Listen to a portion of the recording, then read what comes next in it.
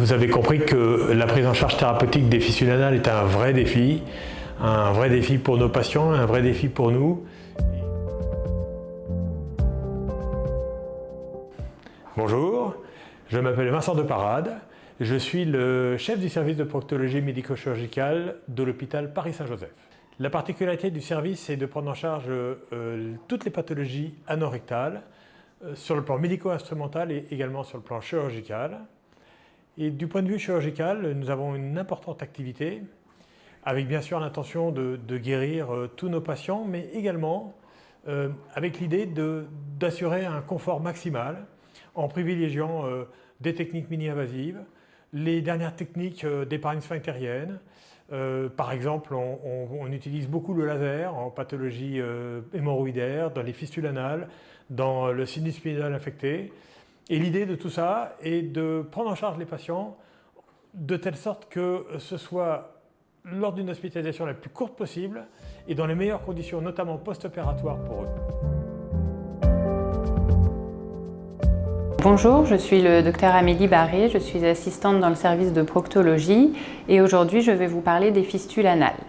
Il s'agit d'affections aiguës ou chroniques dont le point d'entrée est une infection à partir d'une glande qui est située entre le sphincter anal.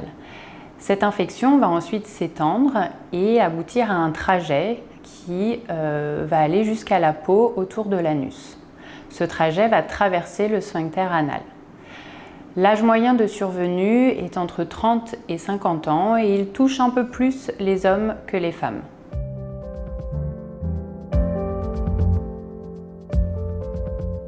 Bonjour à tous, je m'appelle Nadia Fatala, je suis proctologue chirurgicale à l'hôpital Saint-Joseph à Paris. Je m'intéresse aux fistules anales et plus particulièrement aux fistules de la maladie de Crohn. Alors, depuis quelques années, il y a un vrai engouement suscité par l'arrivée de la thérapie cellulaire en médecine. Ceci n'a pas épargné la proctologie, bien évidemment, puisque nous avons eu l'AMM dans le traitement des fistules anales complexes de la maladie de Crohn avec les cellules souches mésenchymateuses allogéniques d'origine adipocytaire. Donc en alternative aux cellules souches mésenchymateuses d'origine allogénique, qui sont particulièrement onéreuses et difficiles à fabriquer parce qu'elles doivent être mises en expansion et en culture et nécessitent des laboratoires de biotechnologie et de thérapie cellulaire, nous avons le tissu adipeux micro ou nano-fragmenté qui est également riche en cellules souches mésenchymateuses mais également en facteurs de croissance et en cellules responsables d'une diminution de l'inflammation. Donc, pour avoir ce type de tissu micro ou nanofragmenté, il faut pratiquer une procédure de liposuction chez le patient lui-même. Pour cela, donc, nous avons besoin d'un matériel spécifique qui a un système clos de fragmentation.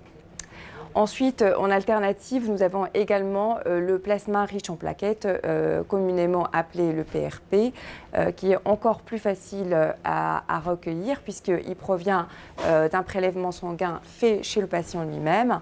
Donc les deux produits, le tissu adipeux micro ou nanofragmenté et le PRP, peuvent être injectés dans les trajets fistuleux au cours d'une procédure chirurgicale pour permettre la guérison et la fermeture des trajets fistuleux sans altérer la continence anale. Pour conclure, vous avez compris que la prise en charge thérapeutique des fistules anales est un vrai défi pour nos patients, un vrai défi pour nous. Et nous avons beaucoup d'espoir avec cet avènement de la médecine régénérative qui devrait nous aider à prendre en charge nos patients dans les meilleures conditions qui soient.